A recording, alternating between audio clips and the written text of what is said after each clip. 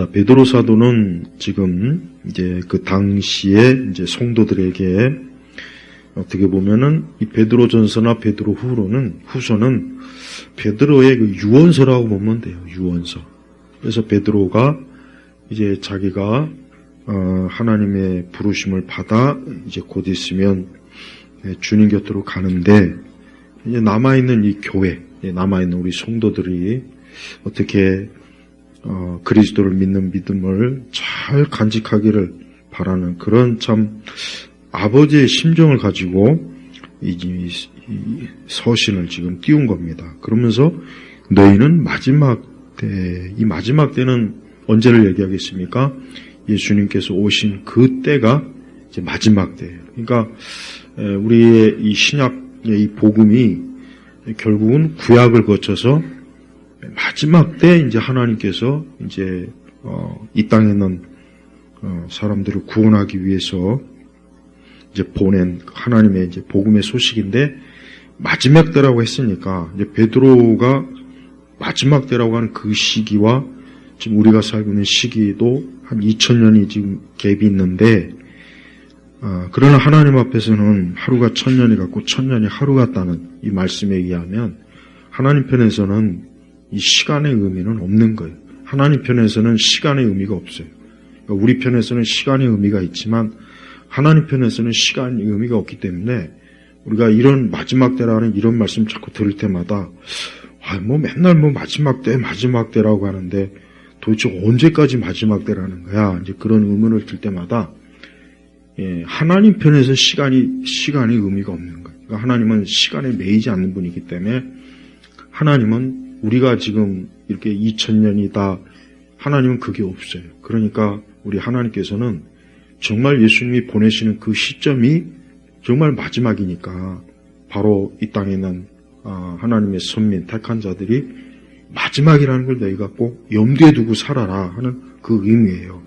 그러면서 구원을 얻을 수 있도록 믿음으로 말미암아 하나님의 능력으로 보호하심을 받고 있다. 그래서 베드로는 이 믿음을 굉장히 강조합니다. 역시 베드로도 5절 보니까 믿음으로 말미암아, 또 7절에 보니까 이는 너희 믿음의 시련이, 그러니까 이 믿음을 하나님께서 우리를 구원하시려고 우리에게 믿음을 주셨는데, 이 믿음이 어떻게 지금 무슨 일을 겪느냐, 이제 이 믿음의 시련이 있는 거예요. 시련. 그러니까 믿음이 연단받고 시험받고, 이 믿음이 참 믿음인지 거짓 믿음인지 계속 하나님께서 우리의 믿음을 계속 이 믿음을 정화시키는 거예요. 정화. 그래서 6절에 뭐라고 했습니까?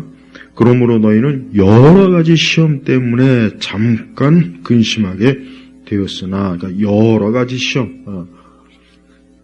우리 믿는 성도들도 이 땅에서 믿음 생활, 신앙생활 하는 게 쉽지 않다는 것을 벌써 성경에 이미 말씀에 돼 있잖아요. 그러니까 여러 가지, 그러니까 여기서 이 여러 가지는 모든 게 다 지금 통합적으로 들어가는 거예요.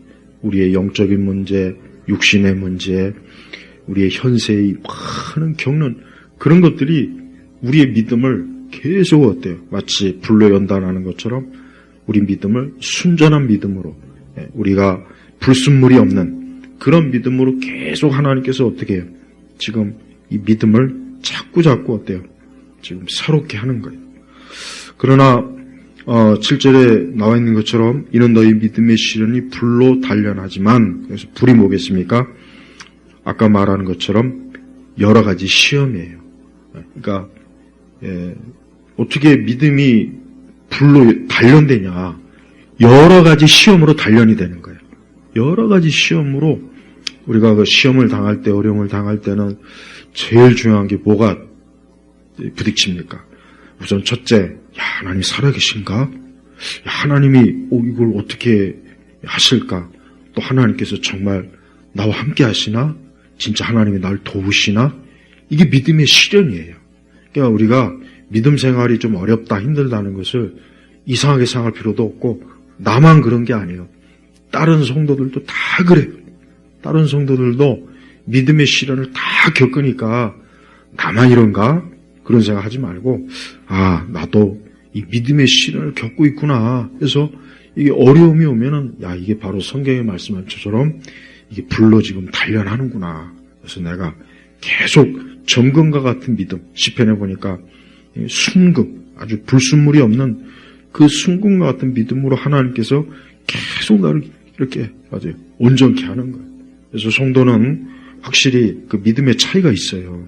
어떤 사람은 정말 순전한 믿음으로 하나님에 대한 소망, 또 하나님에 대한 절대적인 의지, 또 하나님을 자기의 도우시는 분으로 의지할 분으로 피난처로, 그러니까 다윗과 같이 그렇게 자기 믿음이 이렇게 좀 정금과 같은 믿음이 있는가 하면 아직 믿음이 정말 적거나 약하거나 아직도 믿음이 정말 막 흔들려서 뭔가 모르게 아직도 막 좌충우돌하고 또 여전히 그냥 믿음이 막 불안정하니까 꼭 자기가 생각할 때도 야, 정말 내가 하나님 믿는 사람이 맞는가 막 이런 생각이 들 때가 많은 거예요. 그러니까 그래도 그것도 이상하게 생각하지 마요. 그것도 이상하게 생각하지 말고 다 그런 거예요. 다 그런 과정을 거치는 거니까 우리 이건 당연히 이런 과정도 다 거쳐가는구나 하고 그냥 자연스럽게 알아야 돼요. 그러면서 뭐라고 했냐? 7절에 보니까 예수 그리스도께서 나타나실 때 뭐라 했습니까? 칭찬과 영광과 존귀를 얻게 하는 것이다. 야, 이게 중요하죠.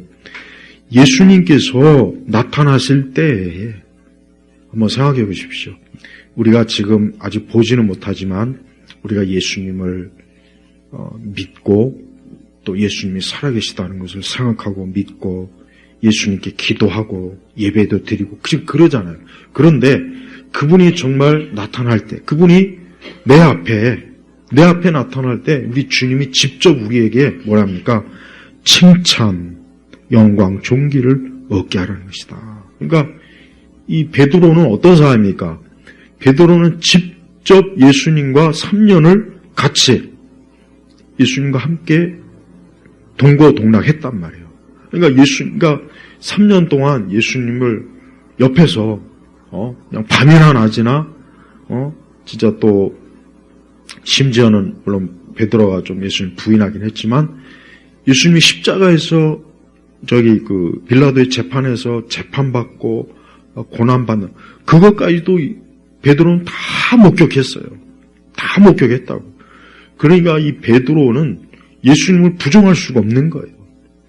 부정할 수가 없는 거예요. 그래서 예수님이 나타날 때에 우리가 굳건하게 예수님 믿는 믿음을 가지고 잘 지키고 있으면 칭찬과 영광과 존귀를 얻게 하라는 것이다. 그러면서 8절에 무슨 말씀이 나오냐면 너희가 그분을 보지 못하였으나. 자 보세요. 베드로가 지금 무슨 얘기하는 겁니까? 베드로는 예수님을 봤어요. 예수님과 3년간 동거동락했어요. 그러나 이 베드로의 서신을 보는 성도들은 어떻게 예수님을 실제로 보지는 못했잖아요. 보질 못했단 말이에요. 그러니까 이게 차이가 사실은 커요. 솔직한 얘기로. 야, 그래서 우리도 가끔 정말 예수님을 눈으로 보고 예수님과 함께한 사람들은 얼마나 좋았을까, 얼마나 좋을까. 우리도 좀 그랬으면 얼마나 좋을까. 단 1분이라도 그 예수님을 좀 보면은 그런 생각이 솔직히 들지 않습니까? 그러니까 근데 너희가 그분을 보지 못하였으나 그래요. 그러니까 베드로 당시에도 이미 베드로처럼 사도들이나 또 몇몇 성도들처럼 예수님을 직접 목격하고 그분과 함께하고 그분과 대화를 나누고 그분의 부활하심도 목격하고 그런 성도들이 있었는가 하면 아예 예수님을 보지 못한 성도들도 이제 점점 많아지는 거죠. 이제 점점. 그러면서 뭐라 했냐? 사랑한다. 이게 중요한 거예요. 그러니까 예수님을 보지 못했지만 그들이 어때요? 예수님을 사랑하는 거예요. 우리가 이거 알아야 돼요. 믿음에 예수님이 살아계시지도 않았는데 존재하지도 않는데 허상을 붙잡고 그분을 사랑하고 그분을 기다리고 이거는 말이 안 되는 거예요. 그죠? 만약에 기독교가 그랬다면 기독교는 사기 종교예요. 사기치는 거예요. 그러나 그렇지 않다는 거잖아요. 베드로 자신은 예수님을 함께하고 그분을 보고 그분과 함께했어요. 근데 이 베드로의 복음, 이 서신을 받는 사람들은 보질 못한 거예요. 그러면서도 어떻습니까? 예수님을 사랑하는 거예요. 그리고 8절, 지금도 그분을 보지 못하면서도 뭐라 했습니까? 믿으며. 그 다음에 또 뭐요? 말할 수 없는 영광스러운 기쁨으로 즐거워하니. 우리 성도들도, 우리도 지금 똑같은 형편이에요. 우리가 예수님을 지금 보지 못했어요. 우리가 봤습니까? 그래서 난 예수님 봤다는 사람을 절대 믿을 수가 없어요. 아니, 왜 예수님을 왜 보냐고. 보면 안 되는 거예요, 그거는. 보면 안 되는 거예요. 보면 이상한 거예요, 그렇죠? 분명히 성경이 뭐라고 했습니까? 너희가 그분을 보지 못하였으나 그랬잖아요. 근데 도대체 예수님을 봤다, 난 예수님과 함께했다. 그럼 이거는 성경하고 안 맞는 거예요. 그럼 어떻게, 그럼 어느 쪽이 맞는 거예요? 성경의 말씀이 맞는 겁니까? 나는 뭐 이렇게 체험했다. 그게 맞는 겁니까? 성경이 맞는 거예요. 우리가 항상 우리의 신앙은 언제나 이 하나님 말씀에 딱 여기에 묶여야지 자꾸 내 주관적인 체험을 자꾸 들이대기 시작하면은 그때는 성경 자체를 이제는 성경을 멀리하는 아주 이상한 그릇된 신앙으로 이게 무너지는 거예요. 그래서 생기는 오류가 얼마나 많은지 몰라요. 잘못된 신비주의, 잘못된 영성주의, 또 뭐 하나님의 음성 듣기, 또 하나님을 뭐 봤다, 보았다, 뭐 그분과 함께 천국에서 그러니까 이런 것들이 말이 안 되는 거예요. 정말 그런 것들이 하나님의 성령의 역사라면 오늘 8절의 말씀이 이 말씀이 쓰여지면 안 되는 겁니다. 그러니까 너희가 그분을 보았다 이렇게 쓰여져야죠. 보지 못하였으나 보지 못했지만 사랑하고 또 지금도 그분을 보지 못하면서도 믿으며 말할 수 없는 영광스러운 기쁨으로 즐거워하니라고 했잖아요. 그러니까 참된 믿음은 보지 않고 믿는 거예요. 그런데 보지 않는다고 해서 존재하지 않는 것이 아니라 아직은 우리가 예수님을 봐서는 안 되는 거예요. 우리가 이 육체로 있는 동안에는 예수님은 자기 자신을 보여주질 않습니다. 왜? 예수님은 영적인 존재이기 때문에. 그러나 우리가 천국에 들어가면 이 다음에 우리가 이 세상을 떠나면 그때는 예수님을 본다고요. 또 마지막 때 주님이 재림하실 그때 성도들은 예수님을 눈으로 분명히 봅니다. 그 외에는 예수님을 본다. 그거는 절대 추구하면 안 돼. 그러니까 혹시라도 기도하면서 예수님을 보게 해달라고 그런 기도를 하면 안 되는 거예요. 그런 기도는 하나님이 절대 기뻐하지 않는 기도. 하나님 기뻐하는 기도는 뭐겠습니까? 내가 보지 않고도 주님을 믿습니다. 주님을 사랑합니다. 또 주님을 기뻐하고 즐거워합니다. 바로 그거란 말이에요. 그러니까 자꾸 이 은사주의 문제는 뭐냐? 은사주의는 하나님의 진리의 말씀을 너무 지나치게 자꾸 체험적으로만 자꾸 몰고 가니까 그러니까 마귀가 거기에 끼어들기 얼마나 좋습니까? 그러니까 잘못된 체험, 그릇된 은사, 거짓, 표적, 이적으로 어떻게 합니까? 사람들을 미혹을 하는 거예요. 미혹을 하는 거란 말이에요. 그러니까 그걸 마치 성령의 역사라고 막 그냥 거기에 막 꾹뻑하면은 그거는 정말 정상적인 믿음이 아니니까 그런 믿음을 추구하면 안 돼요. 베드로가 어떤 사람입니까? 예수님을 눈으로 직접 목격하고 그분의 이적과 기적도 목격하고 12제자 중에 제일 첫 번째 수제자예요. 그런 베드로가 지금 이렇게 얘기할 정도면은 우리 두고 앞으로 기독교 교회는 어떻게 됩니까? 비록 우리가 아직은 예수님을 보지 못하지만 그분을 사랑해야 된다, 믿어야 된다, 그분을 기뻐하고 즐거워하라는 거예요. 뭐로? 믿음으로. 그래서 사실은 9절에 뭐라 했습니까? 같이 읽어보겠습니다. 이는 너희가 믿음의 결국 곧 영혼의 구원을 받기 때문이다. 자 보십시오. 믿음의 결국, 즉 그렇게 하나님을 믿었는데 결국은 어떤 열매, 어떤 결과가 생기느냐? 영혼의 구원이다. 영혼의 구원. 영혼의 구원이에요. 사람이 이 영혼의 구원을 받지 못하는 거 가장 비참한 거예요. 가장 비참한 거란 말이에요. 영혼의 구원 받지 못하면서 이 땅에서 엄청난 모든 것들을 다 내가 소유한다고 해도 그 사람이 어때요? 만년, 천년을 사는 것도 아니고 그 사람들 기껏 해봐야 70, 80인데 그때 되면 나이가 들어 늙어서 뭐 하겠습니까? 별 소용이 없는 거예요, 그때는.